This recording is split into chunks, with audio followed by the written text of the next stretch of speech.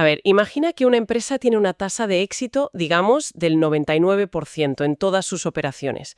O sea, sobre el papel eso suena a matrícula de honor. Un sobresaliente indiscutible, ¿verdad? Claro, cualquiera firmaría esos números ahora mismo. Pues sí, pero claro, si aplicamos ese 99% de éxito a nivel global, por ejemplo, en la industria de la aviación comercial, significaría tener cientos de aviones estrellándose cada día. Madre mía.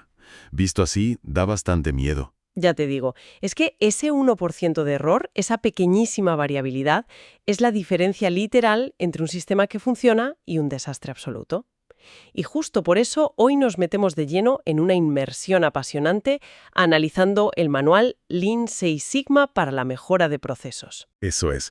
Un manual que además ha sido elaborado por académicos de la Universidad Miguel Hernández. Y, a ver, lo que hace que estas fuentes sean un manual de oro es que no se quedan en la típica teoría abstracta de un aula. Totalmente. O sea, combinan principios filosóficos sobre cómo trabajamos los humanos con gráficos de control estadístico muy duros y estrategia corporativa. Y la misión que tenemos en el análisis de hoy es desentrañar cómo la fusión de dos filosofías que son legendarias en la industria, hablo de Lean y de Six Sigma, logran crear un sistema organizativo que es casi a prueba de balas. Exacto. Porque, y esto es súper importante dejarlo claro desde ya, esto no sirve solo para fabricar coches o, no sé, ensamblar microchips. Es un método diseñado para desgranar y optimizar cualquier proceso que te puedas imaginar. Cualquier cosa. Eliminando el esfuerzo inútil y, bueno, maximizando la calidad final. Así que el objetivo de los próximos minutos es dotar a quien nos escucha de un atajo intelectual, por así decirlo. Me gusta eso de atajo intelectual. Claro, es que queremos entender esa caja de herramientas que usan los gigantes corporativos para resolver problemas súper complejos. Pero bueno, vamos por partes. Antes de ver cómo opera este monstruo bicéfalo de Lean Six Sigma, hay que entender a los padres biológicos por separado. Sí, porque nacieron en épocas muy distintas, en continentes separados y, ojo, para apagar incendios completamente diferentes. Pues arranquemos el viaje cruzando el mundo hacia el Japón de la posguerra. Vale. Nos situamos en las entrañas de la fábrica de Toyota en los años 60.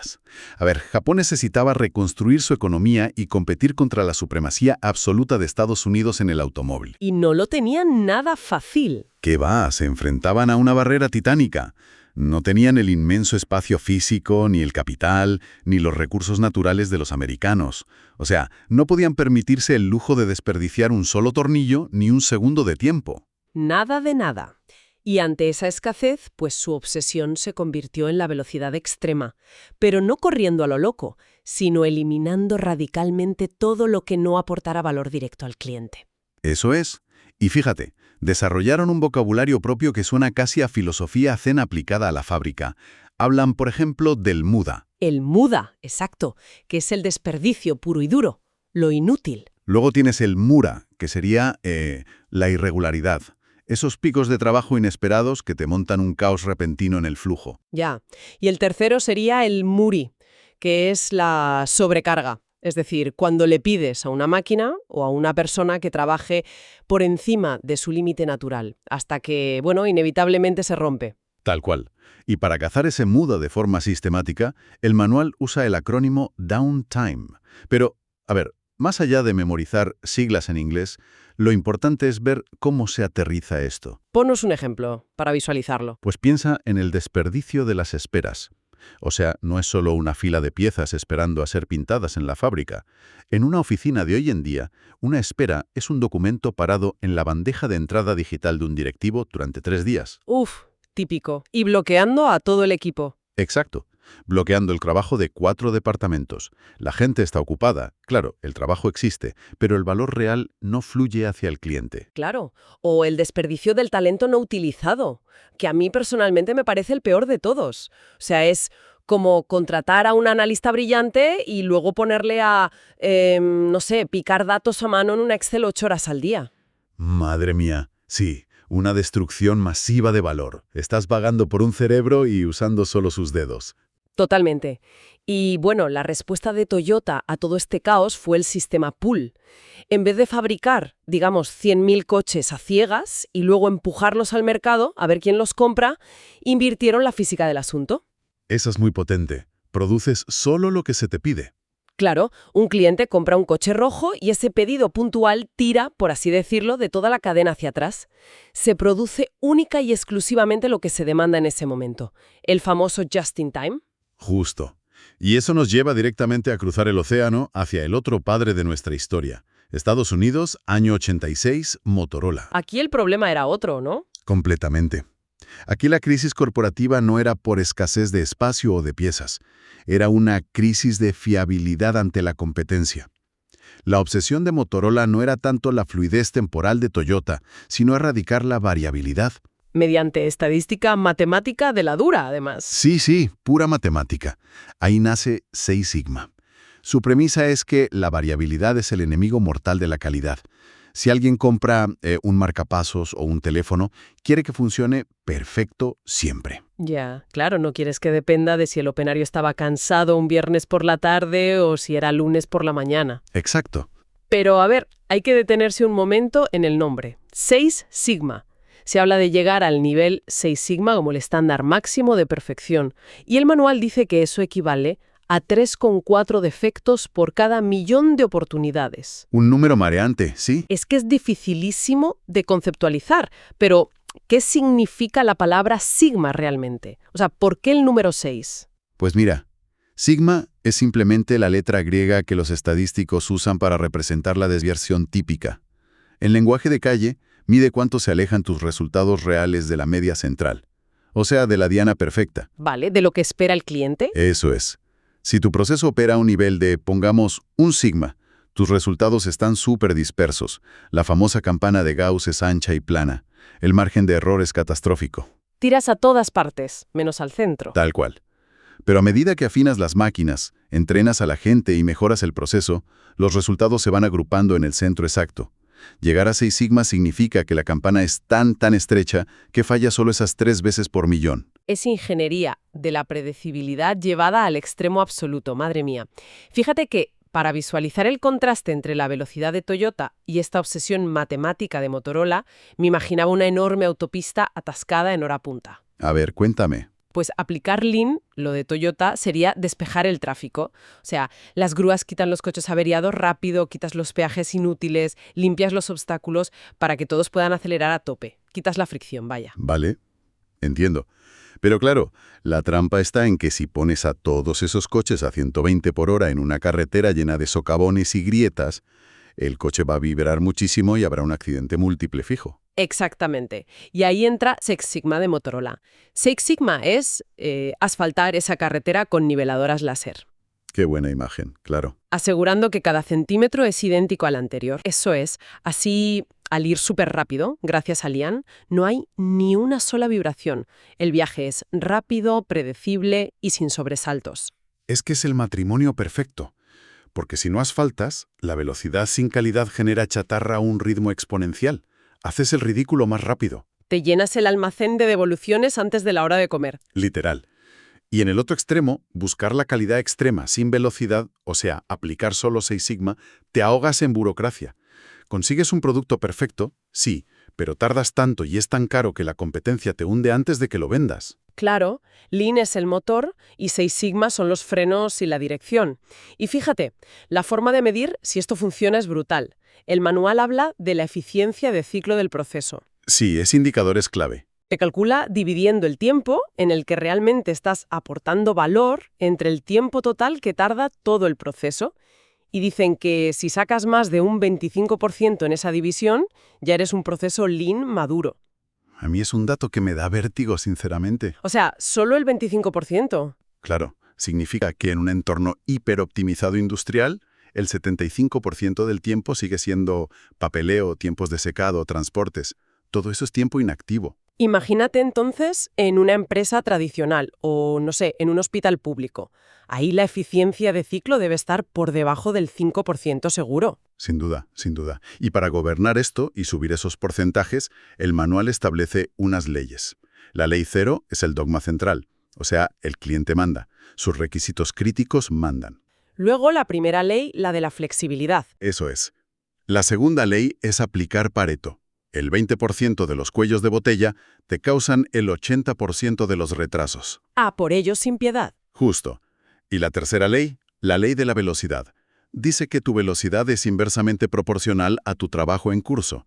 Vamos, que cuantas menos cosas intentes hacer a la vez, más rápido fluirá todo. Y aquí tengo que hacer de abogada del diablo, ¿eh? Porque esto de llevar el inventario casi a cero, el just-in-time tan puro, suena hipnótico si eres ingeniero y estás en un simulador. Ya sé por dónde vas, sí. Pero en la cruda realidad del mundo físico, ¿no convierte esto a toda la cadena en una copa de cristal fragilísima? O sea, lo hemos visto hace nada a escala mundial. Se queda un bercante gigantesco atascado en un canal. Sí, sí. O viene una pandemia global. Y de repente, como nadie tiene almacenes de seguridad de microchips, el mundo entero se va al garete en cuestión de días. O sea, la eficiencia extrema no elimina la resiliencia humana. A ver, es una crítica muy fundamentada. Porque, y esto pasa mucho, hay ejecutivos que usan Lean como excusa financiera pura. Vacían los almacenes para ahorrarse el alquiler a corto plazo y se olvidan del riesgo sistémico. Claro, recortes puros y duros. Pero el marco teórico real sí contempla este peligro mediante lo que llaman la reserva estratégica. O sea, la teoría profunda no te exige un inventario cero suicida, te exige un inventario calibrado estadísticamente. Ya, el problema es que esas matemáticas se basan en el pasado. No puedes predecir un terremoto con un Excel. Tienes toda la razón, y ahí está el arte de gestionar esto. La fórmula de la reserva estratégica no es sacarse un número de la manga. Sumas los tiempos de producción, los de tránsito intercontinental, y le añades un colchón basado en la varianza histórica. Entiendo, un amortiguador real. Claro, si un jefe decide ignorar el colchón para cuadrar las cuentas del trimestre, pues está jugando a la ruleta rusa, no está aplicando Lean Six Sigma.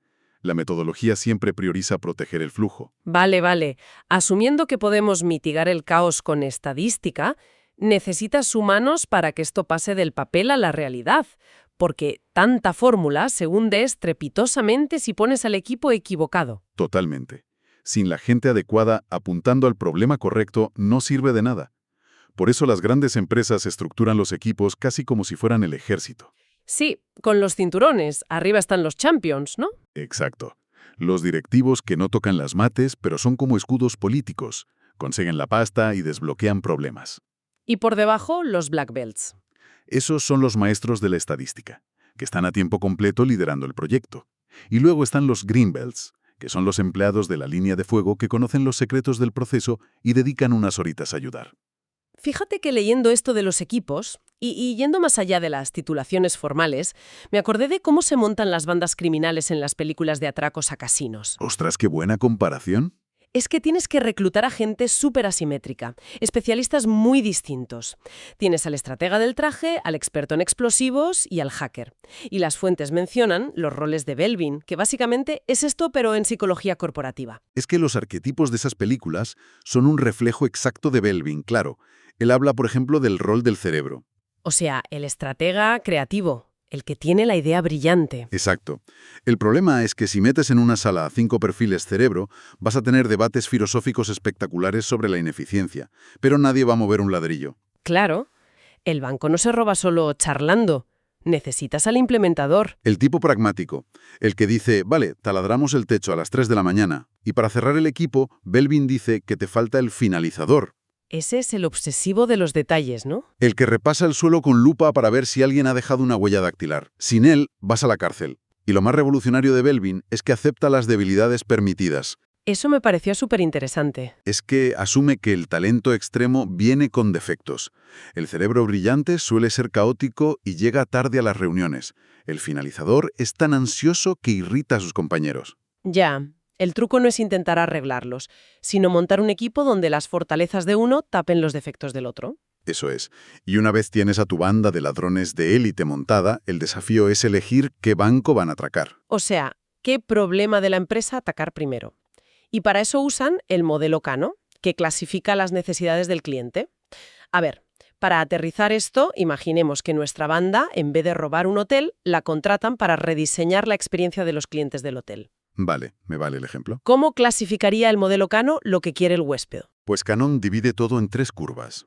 La primera son las necesidades básicas. En tu hotel eso sería que salga agua caliente de la ducha, que la puerta cierre bien y que las sábanas estén súper limpias. Son cosas implícitas. Claro. Y la trampa psicológica es que si lo haces perfecto, nadie se entusiasma. A ver, nadie baja a recepción a dar las gracias porque el agua estaba caliente. Es un derecho adquirido. Pero si fallas, arde Troya. Si falla una sola de esas cosas, el cliente te hunde en Internet y no vuelve en su vida. O sea, son barreras higiénicas. Gastar millones en tener sábanas, no sé, exponencialmente más limpias que el vecino, no te va a traer más clientes, solo evitas el cataclismo. Exactamente. El retorno de inversión tiene un límite nulo ahí. La segunda curva son las de funcionamiento. Aquí sí es lineal. Cuanto más, mejor. ¿Vale? Tipo el ancho de banda del wifi o los metros cuadrados de la habitación. Justo. Más velocidad, más contento el cliente. Y la joya de la corona es la tercera curva. Las características de entusiasmo, cosas que el cliente no espera para nada. Sorpresas, digamos. Imagina que llegas destrozado de un vuelo, entras a la habitación y tienes una nota escrita a mano del director recomendándote una cafetería del barrio con tu marca de café favorita porque lo vio en tus redes. Madre mía, me ganan para siempre. Claro. Como no lo esperabas, si no está, no pasa nada. Pero si está, conviertes a un cliente normal en un embajador de por vida. Y las empresas top lo que hacen es usar Lean Six Sigma para clavar las básicas y evitar el desastre, optimizar las de funcionamiento para ahorrar costes y la pasta que sobra la meten en diseñar esos momentos de entusiasmo. Exacto. Es una estrategia de 3 frentes. Y para no depender de la inspiración divina, usan el mapa DMAIC. Definir, medir, analizar, mejorar y controlar. Vamos a centrarnos en los cimientos, Pisón. Definir y medir. Porque ahí es donde se gana o se pierde la guerra. Pues en la fase de definir, el equipo tiene que traducir esa necesidad abstracta del modelo Kano en algo auditable, un requisito crítico para la calidad, el famoso CTQ. O sea, no vale decir que el check-in sea rápido. ¿Qué va? Tienen que decidir si rápido son 90 segundos o 5 minutos. Y luego dibujan un mapa de todo el sistema desde las nubes, usando una matriz SIPOC para ver proveedores, entradas, salidas. Es como hacer un zoom estratosférico hacia atrás. Pero donde verdaderamente reside la magia filosófica de Six Sigma es en el siguiente paso, en medir. Todo gira en torno a una ecuación matemática que es de una elegancia implacable, y es Y igual a la función de X. Es que ese es el núcleo conceptual de toda esta historia. Y para quien nos escucha, ¿cómo aterrizamos esto? Pues mira, la I es el resultado final, los minutos que duró el check-in, los rayones en la pantalla del móvil en la fábrica, o el nivel de azúcar en sangre de un paciente. Es lo que experimenta el mundo exterior. Vale, el final del camino. Y las variables X son todas las entradas, la calibración de las máquinas, si el operario durmió bien, la temperatura ambiente, cada micropaso. Y lo que dice la ecuación es que la I no tiene libre albedrío, es la respuesta matemática de cómo se han comportado las X. Si trasladamos esto a la repostería de andar por casa, la I sería lo rica y esponjosa que te queda una tarta de chocolate al sacarla del molde. Una buena tarta, sí. Pero claro, si sacas la tarta y resulta que es una piedra seca y carbonizada, no sirve absolutamente de nada quedarte en la cocina gritándole de rabia a la tarta. Pobre tarta, ya está quemada. Es historia pasada. El resultado es inalterable. Si quieres que mañana te salga perfecta, tienes que dejar de mirar la tarta y empezar a manipular con obsesión científica las variables X. O sea, medir la harina al miligramo. Exacto. Calibrar el termostato del horno, registrar los minutos de batido, controlar la humedad. Es que la metáfora es tan simple, de sentido común puro, que evidencia la gran tragedia de las empresas, porque la inmensa mayoría de las organizaciones basan toda su gestión en gritarle a la tarta quemada. Totalmente. O sea, los comités de dirección miden las Y sin parar. Miran con pánico la caída de ventas a final de mes o las quejas de atención al cliente. Hacen autopsia sobre el cadáver. Claro, cuando el daño ya está hecho.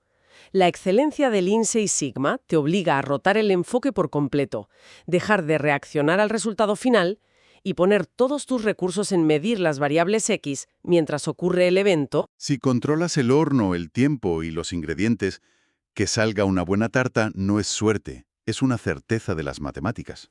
Pero claro, si la supervivencia de toda la empresa depende de medir esas variables X basándonos exclusivamente en datos, nos asomamos a un acantilado bastante peligroso. Uy, sí, la trampa de la medición. Es que imagínate, depositamos una fe ciega en la lectura del termómetro para subir la potencia del horno. Pero ¿qué pasa si la regla con la que medimos está torcida desde la fábrica? Es un golpe de realidad tremendo.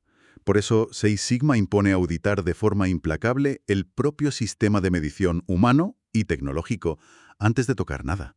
O sea, solemos pensar que un número impreso en un Excel es una verdad absoluta. Palabra de Dios. Y para nada. Son datos sacados por un sensor que a lo mejor falla, o por un humano agotado que se equivoca al muestrear. Si ese método de recolección está sesgado, cualquier gráfica multimillonaria que hagas es una fantasía matemática espectacular. Es que el manual documenta un ejercicio práctico que me pareció casi humillante, la verdad, y que demuestra la incompetencia natural que tenemos para ser instrumentos de medida objetivos. El de la letra F, ¿no? Ese. Reparten un texto en inglés a una sala llena de ejecutivos brillantísimos y les dan 60 segundos cronometrados para contar cuántas veces aparece la letra F impresa en el papel. Una tarea de niños de primaria, en teoría. Sobre el papel parece imposible fallar, pero bueno, la resolución siempre es un baño de humildad tremendo.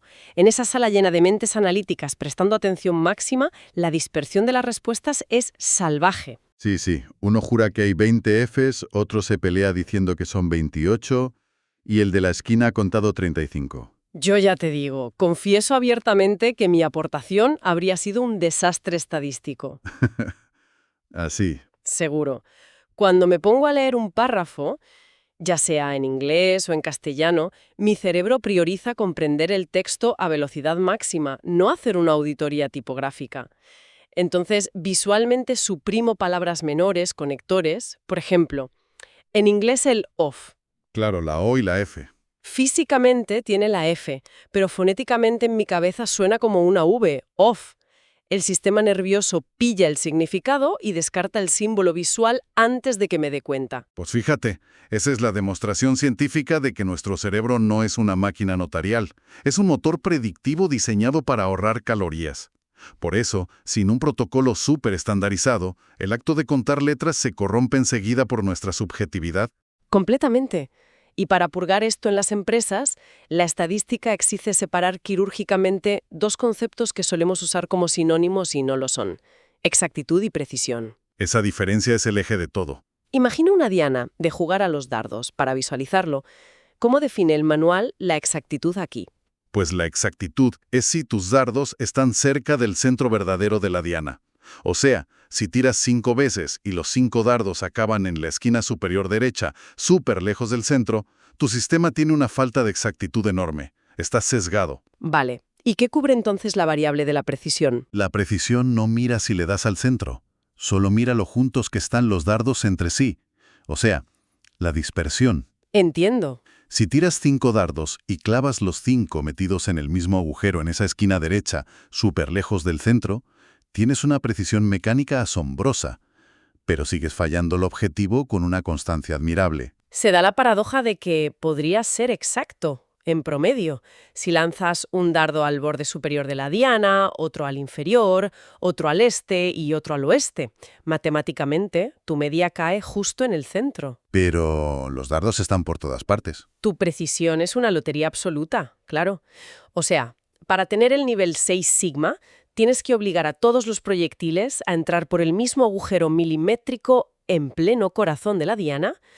Y fíjate, lo que me parece más revelador de toda esta teoría estadística es la tremenda lección de empatía y de liderazgo que esconde. Es verdad, cambia todo el paradigma. Es que, ante el caos en una fábrica, con devoluciones a tope, el instinto de los jefes es bajar a la planta, echar la bronca a los operarios por no concentrarse o echarle la culpa a las máquinas viejas. Siempre se busca un culpable rápido. Pero Six Sigma te demuestra que la inmensa mayoría de las veces el verdugo real es el sistema de medida. Es culpa de que la organización mira la realidad con unas gafas sin graduar. Como dicen, es empíricamente imposible arreglar algo si lo estás midiendo con una cinta métrica de goma elástica. Si no calibras primero tus sistemas de medición, quejarse de las variables es inútil. Menudo viaje intelectual y geográfico hemos hecho hoy. O sea, empezamos en los pasillos industriales urgentes de la Toyota de posguerra, entendiendo que sobrevivir pasaba por exterminar el desperdicio del muda. Cruzando luego a Motorola, para ver cómo la matemática nos libra de la variabilidad del diablo. Ensamblamos a nuestra banda criminal de atracadores asimétricos usando a Belvin y sus debilidades permitidas. Cartografiamos la cabeza de los clientes con el modelo Kano. Y acabamos con la cruda realidad del ciclo de MIC, aceptando que los beneficios finales, nuestra variable Y, no son suerte, sino el puro reflejo de cómo controlamos las variables X. Y admitiendo, claro, que solo si sin matemáticas no sabemos ni contar las letras F en un papel. Que ya es tela, ¿eh? Toda esta ingeniería se resume en algo súper liberador. La solución al caos nunca es echar más horas, sudar más o gritarle a la gente. La victoria es asfaltar el camino para que el talento humano fluya sin desgaste inútil. Tal cual. Trabajar mejor, no trabajar más. Y llegados a este punto, emerge una disonancia provocativa, fíjate, que me gustaría dejar orbitando en la mente de quien nos escucha. A ver, disparemos.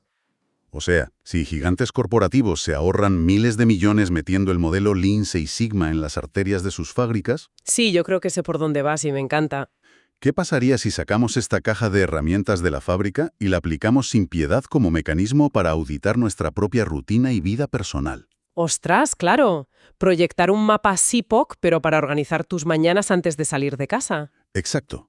O hacer una cacería implacable del desperdicio de tiempo en nuestros proyectos vitales, purgando el ruido emocional y los cuellos de botella de, no sé, nuestras finanzas personales. Es que si uno se pone a calcular la verdadera eficiencia de ciclo de sus propios objetivos existenciales, igual nos echamos a llorar.